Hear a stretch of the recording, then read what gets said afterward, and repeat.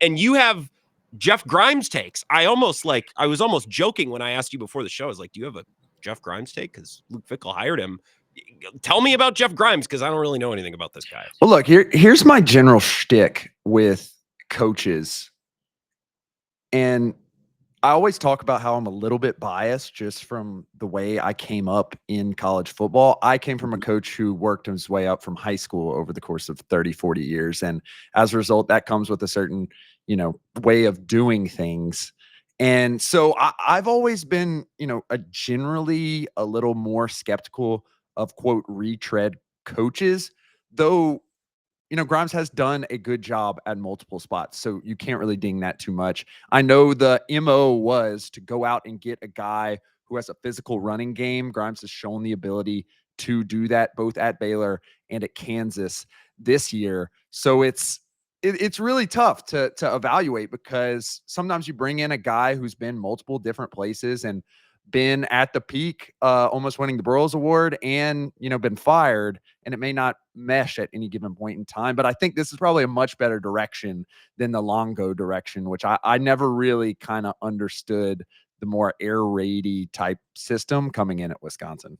Well, this has been a whole thing. The Phil Longo thing has been such a thing. It's like, I don't know if Fickell thought that they had the talent to do Longo's things. Like early on this year, it seemed as though Phil Longo was being forced to maybe run some stuff that he didn't want to run. And I wonder like how much of this hire is, well, we tried it the other way and now we got to go way back the other way. And maybe Grimes is the other way. I don't know, but this kind of has to work for Fickell, because the first 2 years in Wisconsin have not brought results, even in a difficult Big Ten. And people get that, but I mean, they're getting blasted by Iowa and Nebraska and Minnesota. If you lose to Oregon, that's one thing, but they're losing to teams they've always beaten. That much, those opponents haven't changed. Right. And I've loved Fickell as a coach throughout his whole career. I played against him while I was at Tulane, and they were at Cincinnati. And as you mentioned, they were a power team. You had Desmond Ridder, who, given what he's turned into the NFL, it may not be believable, but he was a power quarterback. He was a guy who drove the ball down the field and was able to run really well. They always had a good run game. They were always immensely physical on defense. Unfortunately, as Packers fans know, with Ivan Pace over there at the Vikings. And so it's just interesting kind of how it's gone. I think perhaps there was a thought that in order to keep up with the Ohio States of the world and the Penn States, particularly as we go into an NIL zone, that you had to do something different. I think he tried to do something different than was his, typical resume. And I think this is a switch back to more, we're going to play Wisconsin football and we're going to play Luke Fickell football. The most negative spin, and it's the spin that many listeners and myself have landed on. It's like, well, we built a team to only lose by a little to Oregon and Penn State and Ohio State, and then also get smashed by the more physical teams that we used to beat. So it's like the worst of both worlds. It's a negative spin.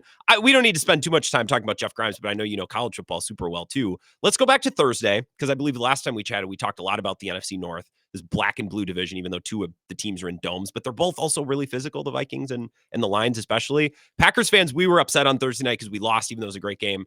Like, what did the impartial analyst come away from that game thinking and talking about? Look, you can only be so impartial at any given point in time. But if I was to remove myself from everything, the key fact that I think is that Packers fans can take solace in is that Dan Campbell did not want Jordan Love having the ball back. Yeah. And I think that was the takeaway from the whole game, that even though there were a lot of injuries on that Lions defense, their safety room was mostly intact. Those two safeties are absolute killers, both in the run game and in the passing game.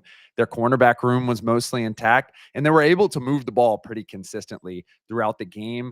I think it's two teams that are kind of in a different lifespan. The Packers are still very, very young. They're still building to what they will be. Jordan Love's still a very young quarterback, and I think the Lions are just at a point in their maturity where they have a veteran quarterback who's figured some stuff out. They've worked together for 3-4+ years at this point now, and this is probably their peak. I think the Packers are just behind there. And when I'm saying just, it's minute, and that's why it ended up coming down to a 4th and 1 kick to win the game. So my next question was going to be, and maybe you just answered this question, but I was going to ask you to fill in the blank, classic interviewer question. But like, the Packers are 0-3 against the Vikings and the Lions so far, because like, is it a lifespan thing? Are the Packers just younger and the Lions are a couple years ahead, but they also lost to the Vikings? But Jordan Love was just hurt and he was coming back. That game feels like so long ago. It's actually really hard to do anything, I think, with that first Packers-Vikings game. Yeah. There's holes on the defense too, which has been the thing, particularly against the Lions on Thursday. The holes on the defense are substantially more problematic than they are for the Lions right now, and then particularly for the Vikings, where there's two positions at outside corner that's a hole, and everything else seems to be locked down. I still have questions about their safety room, even though Metellus has played well, Smith has played well, Bynum's played well. In terms of our advanced metrics that use AI and tracking, sometimes they don't look that good in those grades, but they're playing well all together. And B-Flow has a beautiful scheme for them, Brian Flores does. And I think there's just bigger holes on this Packers team, and it's a result of really investing in all these young guys and a couple pieces there that here and there, like Jair Alexander being out at any given point in time, it seems like at this point. Yeah.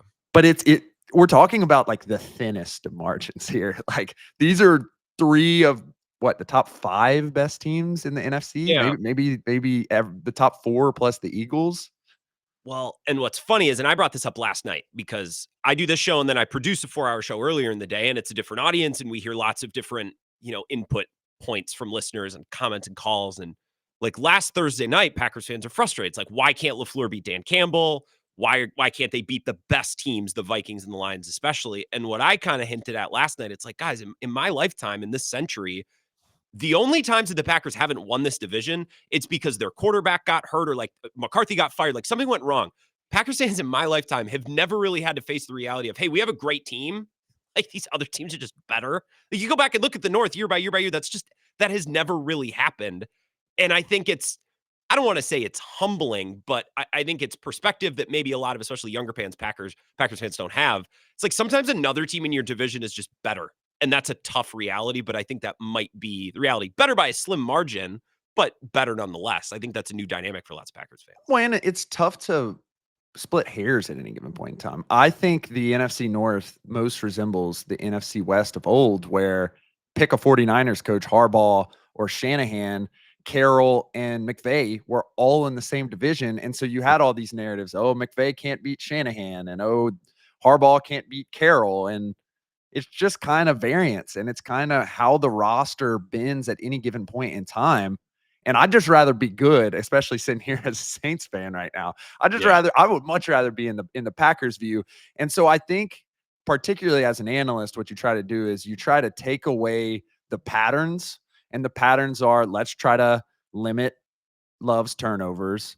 Let's really, ground and pound. We know that we have a pretty good success rate on the ground. We're able to be effective and efficient on the ground on offense. And on defense, let's try our best to generate havoc, to generate big plays, Xavier McKinney picks. Let's do what it takes to do that. And they were able to get one from Goff in the game. And that's the strategy that you got to take away. And some of the things that, break here or there, you have to try to, as annoying as they may be, you have to try to back away from those and stick to the process. Well, and if the Packers stop one of those 4th and goals, like they win the game. And then all of the other things that were, I don't want to say freaking out about, but all of the other things, it's like, well, that was just one of many plays in a game. So those 2 4th downs you talked about Dan Campbell or, going forward on his own 30 and then going forward at the end of the game. I thought the 2 most consequential 4th down decisions were those 2 4th and goals, and they executed them both. Definitely. And then the game was decided by 3 points. So that's where I kind of fall with that game. Sam Bruchhaus is here, Sumer Sports. Listen to Sumer Daily. So the Seahawks, this is an interesting team to me. And my dumb view is that they resemble the Packers a little bit, and they have these dynamic playmakers on the outside. And Seattle, as we saw in Arizona, can go into a dome and sling it. Like they can do that. But also with, Kenneth Walker Jr. and Charbonnet, like they can pound it in the elements too on the grass. And the Packers can kind of do that with Josh Jacobs. So I like that similarity. The Packers have done an okay job the last few weeks stopping the run. I think Jeff Hafley's emphasized that and then have just tried to figure it out everywhere else. Like, how do you see this Packers defense? Let's start there matching up with Seattle this weekend. It's a great point. I think the biggest piece where the Seahawks have been exploited throughout the year has been at the tackle positions. We saw Nick Bosa quite literally single-handedly wreck a game on Thursday night weeks ago. And I think typically, if you can get to Geno, it goes well for you. Geno's stats when he is pressured, when they are able to get to him multiple times, really dip down low. Now, Geno has been on a good run here, and moreover, we're starting to see him do more with his legs. So I think it's going to be really a good matchup between the Packers secondary and also those great weapons, Jackson Smith and Jigba, really the standout there this year. But I think the real battle is in the trenches. If they're able to get pressure on Geno, the Packers defense is going to have a good day and be able to generate those havoc plays that I was talking about. Well, tell us a little bit about Mike Macdonald, because from smart football people, I keep hearing, man, if this was an offensive guy, everyone would be going nuts over him. But his success and his creativity is coming on the defense, so that doesn't get as much run. But he's probably going to make things difficult and try to confuse Jordan Love and try to do the same, right?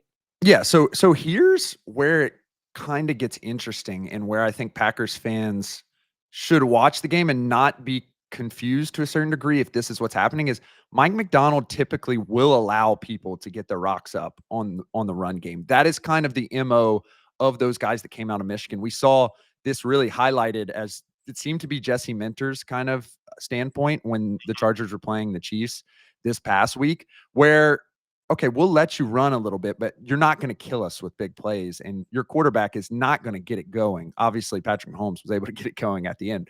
That's Patrick Mahomes.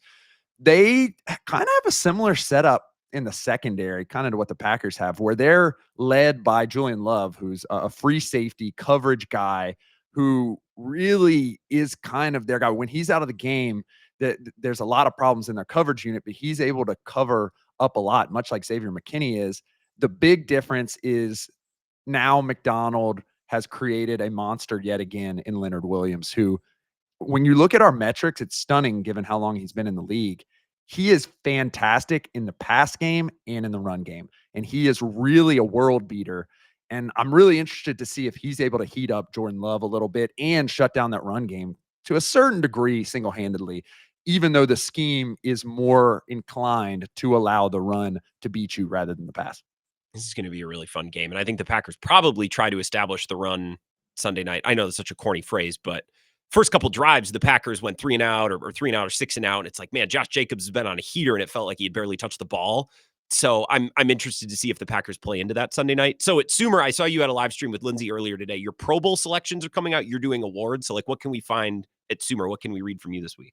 Yeah, so I'm coming out with a super special one tomorrow for the fans, both of for the Swiftie fans and for the fans of just general quarterbacks. I'm coming out with a piece a little bit away from the metrics. We like doing some fun stuff where I'm comparing Taylor Swift albums to quarterbacks in the league. So that'll be a really fun one. But then we're getting right back to brass tacks. We're coming out with an All-America award. We're coming out with our Pro Bowl votes. There's a couple Packers here and there. There's a lot of good stuff from everyone across shows. It's going to be really exciting to hear the feedback on those Pro Bowl awards. We love starting discussions over here at Sumer Sports. It'll be really interesting to see how it goes. I like that. That's fun. I'm going to look for that tomorrow. Sam, I appreciate the time. Enjoy the games this weekend, man. Nice to chat. Thank you very much, Grant.